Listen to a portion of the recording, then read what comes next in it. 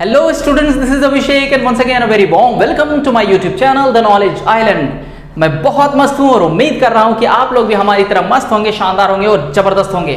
तो हर दिन की तरह मैं आज फिर से आ गया हूँ आप लोग के बीच साइंस का एक स्पेशल टॉपिक लेकर। मैंने आज के टॉपिक को स्पेशल इसलिए कहा क्योंकि ये टॉपिक 9 का भी है और क्लास 10 का भी है। अब ऐसे क्यों कह रहा हूँ? क्योंकि ये टॉपिक इन्वायरमेंट से रिलेटेड है।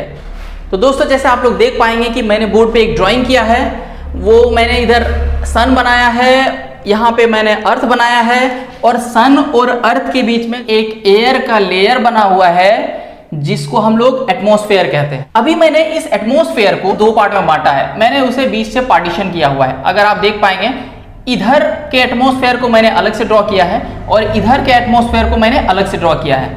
मैंने इधर के एटमॉस्फेयर को एक नाम दिया है नेचुरल एटमॉस्फेयर और इधर के एटमॉस्फेयर को मैंने नाम दिया है मैनमेड एटमॉस्फेयर।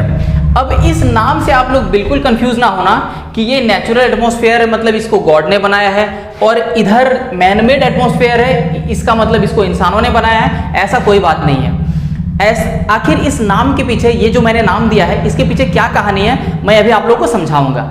ठीक है, तो जैसे कि मैंने बनाया है एटमॉस्फेयर को 2 पार्ट में, आप देख पाएंगे कि हमारे अर्थ के एटमॉस्फेयर में बहुत सारे गैसेस प्रेजेंट हैं, like water vapour, carbon dioxide CO2 जिसका फॉर्मूला होता है, CH4 मतलब कि मीथेन, N2O इसका मतलब नाइट्रस ऑक्साइड, और भी बहुत टाइप के गैसेस हैं हमारे एटमॉस्फेयर में। बट मैंने जो कुछ गैसेस का नाम लिखा है, इन गैसेस को हम लोग ग्रीन हाउस गैसेस कहते हैं। इनका आखिर काम क्या है? इनका हमारे एटमॉस्फेयर में क्या कोई इंपॉर्टेंस है? बिल्कुल, इन गैसेस का हमारे एटमॉस्फेयर में बहुत ही ज्यादा इंपॉर्टेंस है। वो किस तरह से, वो मैं समझाने की कोशिश करता हूं। सन का लाइट आप लोगों को पता ही है, सन का रे हम लोग के अर्थ में आता है, सन का रे हम लोग के अर्थ तक पहुंचता है और अर्थ में आने के बाद यहां से कुछ रे ऑफ लाइट, सन के रेडिएशन कुछ यहां अर्थ में अब्सॉर्ब हो जाता है और कुछ वापस रिफ्लेक्ट होता है।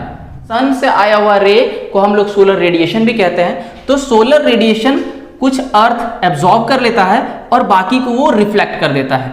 तो बाकी को रिफ्लेक्ट जब कर रहा होता है तो यहां पर जो एक लेयर है ग्रीन हाउस गैसेस का, water vapour, carbon dioxide, methane, nitrous oxide, तो ये सारे गैसेस जो रिफ्लेक्टेड सोलर रेडिएशन है इसको पूरी तरह से एटमॉस्फेयर से बाहर जाने नहीं देता है। ये गैसेस थोड़ा बहुत इसको ट्रैप कर लेता है, थोड़ा बहुत इन सोलर रेडिएशंस को फंसा देता है, अंदर ही रख लेता है, इसको बाहर जाने नहीं देता है। बट ऐसा नहीं कि ये कंप्लीटली यहां अंदर ही रह जाता है, कुछ कुछ फिर भी बाहर निकल ही जाते हैं।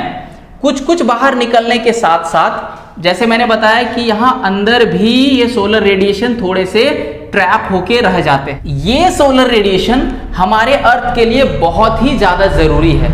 अगर ये सोलर रेडिएशन, ये सन का हीट जितना सन से आ रहा होता है, अगर ये कंप्लीटली रिफ्लेक्ट हो जाए, अर्थ पे आने के बाद ये कंप्लीटली वापस चला जाए, तो हमारा अर्थ का टेम्परेचर -18 डिग्री हो जाएगा। -18 डिग्री समझ सकते हैं? अगर इतना कम टेम्परेचर रहता तो शायद हम लोग यहां पर रह ही नहीं सकते, या फिर कह सकते थे कि हमारा अर्थ में भी लाइफ एग्जिस्ट नहीं करता। इसलिए यहां जो एटमॉस्फेयर में ये ग्रीन हाउस गैसेस हैं, इनका इंपॉर्टेंस बहुत अधिक हो जाता है। इन्हीं गैसेस की वजह से सन से जो रेडिएशन आ रहा होता है, सन से जो सोलर रेडिएशन आ रहा होता है, उसको थोड़ा बहुत यहां ट्रैप करके रख लिया जाता है। ये गैसेस उन्हें थोड़ा फंसा के रख लेते हैं, उस रेडिएशन को पूरी तरह से बाहर नहीं जाने दिया जाता है। हाँ, बाहर जाता है, मैं ऐसा नहीं कह रहा हूं कि कंप्लीटली ट्रैप हो जाता है। पूरी तरह से जितने भी सोलर रेडिएशन आते हैं अर्थ में आने के बाद, वो रिफ्लेक्ट होने के बाद, ऐसा नहीं कि ये ग्रीन हाउस गैसेस कंप्लीटली उसे ट्रैप कर लेते हैं, पूरी तरह से नहीं ट्रैप करते हैं, कुछ बाहर भी जाता है, बट कुछ ट्रैप भी हो जाता है। उसी की वजह से एटमॉस्फेयर का टेम्परेचर बढ़िया से बना हुआ रहता है, एक प्रॉपर टेम्परेचर मेंटेन रहता है, जिसकी वजह से यहाँ के लोग, यहाँ के एनिमल्स, यहाँ की स्पीसीज, यहाँ के प्लांट्स सही तरीके से अपने लाइफ को सरवाइव कर पाते हैं। इसीलिए उस दृष्टिकोण से ये ग्रीन हाउस गैसेस बहुत ज़्यादा ज़रूरी है। इन्हीं गैसेस की वजह से का जो टेम्परेचर है वो मेंटेन रहता है और हम लोग इस अर्थ में अपना लाइफ को सरवाइव कर पा रहे हैं। बट हम लोग डे बाय डे बहुत ज़्यादा अमाउंट में पोल्यूशन फैला रहे हैं, बहुत ज़्यादा अमाउंट में अपने इन्वायरमेंट को पोल्यूट कर रहे हैं, बहुत ज़्यादा गंदा कर रहे हैं। इन्हीं की वजह से ये ग्रीन हाउस गैसेस बहुत ज़्यादा होने लग गया है हमारे एटमॉस्फेयर में। जैसे कि आपको पता ही होगा, कार्बन डाइऑक्साइड हम लोग एक्सहेल करते हैं, हम लोग सांस से छोड़ते हैं, ऑक्सीजन लेते हैं, कार्बन डाइऑक्साइड छोड़ते हैं। तो ऐसा नहीं कि एनिमल्स या हम लोग के द्वारा जितना कार्बन डाइऑक्साइड छोड़ते हैं उसकी वजह से ज्यादा हो गया है, ऐसा बिल्कुल नहीं है। कार्बन डाइऑक्साइड का ज्यादा होने के पीछे जो सबसे बड़ा कारण है वो है फॉसिल फ्यूल का जलना। फॉसिल फ्यूल के जलने से ईंधन, बहुत सारे ईंधन को हम लोग जला रहे हैं, जैसे कि लकड़ी हो गया, कोयला हो गया, फैक्ट्रीज से जो धुआं निकल रहा है, उन धुआं की वजह से ही कार्बन डाइऑक्साइड बढ़ते जा रहा है डे बाय डे। उसी तरह से मीथेन भी डे बाय डे एक्सेस हो रहा है, उसी तरह से नाइट्रस ऑक्साइड भी डे बाय डे हमारे एटमॉस्फेयर में बढ़ने लगे हैं। और अब ऐसा हालत है कि हमारे एटमॉस्फेयर में इस ग्रीन हाउस गैसेस का जो कॉन्सेंट्रेशन है ये बहुत ज्यादा हो गया है। जो आप देख पा रहे थे, जो लेयर था वो कुछ इतना पतला था, यहाँ इतना, बट इस साइड मैंने इस लेयर को कुछ इतना मोटा दिखाने की कोशिश किया है। वो आखिर क्यों? जैसे मैंने बताया कि ये green house gases day by day बहुत ज्यादा हो गया है, तो ये लेयर अब हमारे अर्थ का कुछ ऐसा कहानी है कि अर्थ के एटमॉस्फेयर में ये लेयर बहुत ही ज्यादा मोटा हो गया है। यहाँ पर गैसेस का मात्रा बहुत ज्यादा हो गया है, गैसेस का कॉन्सेंट्रेशन बहुत ज्यादा अमाउंट में बढ़ गया है। ये कह सकते हैं कि हमारे एटमॉस्फेयर में अब कार्बन डाइऑक्साइड भी बहुत ज्यादा हो गया है, मीथेन भी बहुत ज्यादा हो गया है, वाटर वेपर का भी अमाउंट बहुत ज्यादा हो गया है। तो ज्यादा होने की वजह से क्या प्रॉब्लम आ रहे हैं ये समझिए। यहां पर भी कह सकते हैं सन का रे आ रहा होता है, सोलर रेडिएशन आ रहा होता है। सोलर रेडिएशन आता तो है, कुछ अर्थ एब्जॉर्ब भी करता है और वापस ये रिफ्लेक्ट भी करता है। जब ये रिफ्लेक्ट कर रहा होता है तो इन गैसेस का एक्सेसिव होने की वजह से ये रेज वापस जा ही नहीं पाते हैं, जरा सा भी बाहर निकल नहीं पाते हैं। और अगर जरा सा भी वापस नहीं निकल पाएगा तो क्या होगा, ये यहीं पर ट्रैप होके पूरी तरह से रह जाएगा, पूरी तरह से फंसा हुआ रह जाएगा। और जितने सोलर रेडिएशंस आ रहे होते हैं, अगर उतना पूरी तरह से फंसा हुआ रह जाएगा तो हमारा अर्थ का जो टेम्परेचर है, अर्थ का सरफेस का जो टेम्परेचर है वो बहुत ज्यादा बढ़ जाएगा।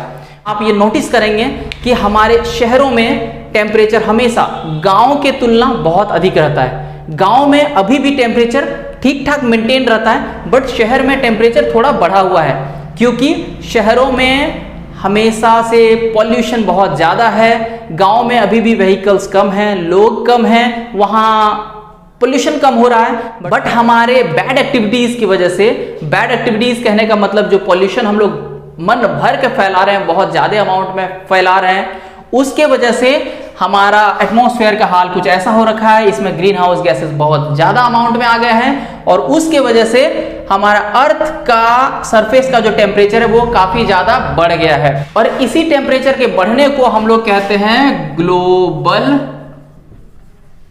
वार्मिंग। ग्लोबल वार्मिंग क्या होता है? ग्लोबल वार्मिंग आप देख पाएंगे दो वर्ड से मिलके बना है, एक ग्लोबल, एक वार्मिंग।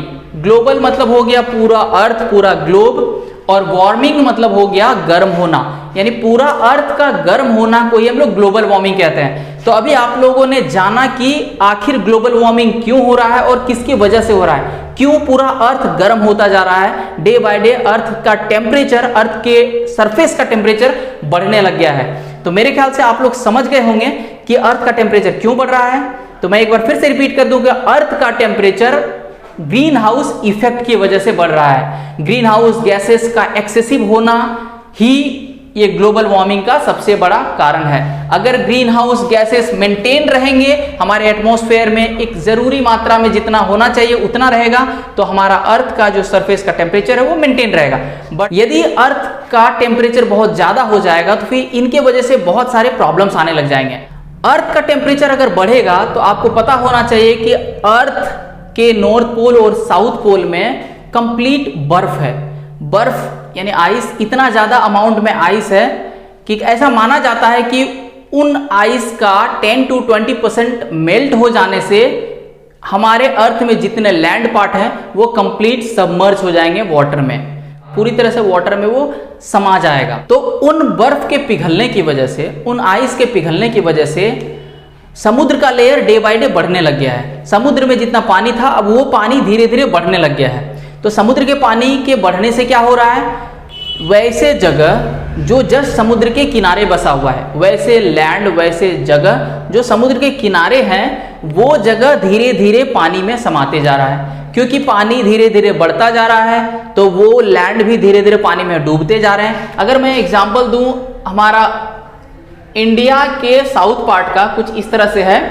तो दोनों साइड आप लोगों को पता होगा कि ओशियन है, इस साइड बे ऑफ बंगाल है, इस साइड अरेबियन सी है। यदि इन समुद्र में, इन ओशियंस में पानी का लेयर बढ़ने लग गया तो क्या होगा?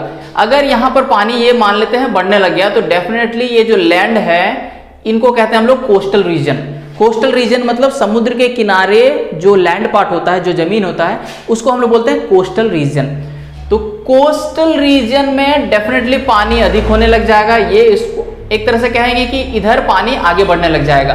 पानी का लेयर बढ़ने से इधर भी वैसे ही कुछ होगा और ये भी धीरे धीरे पानी में समाने लग जाएगा, ये लैंड भी।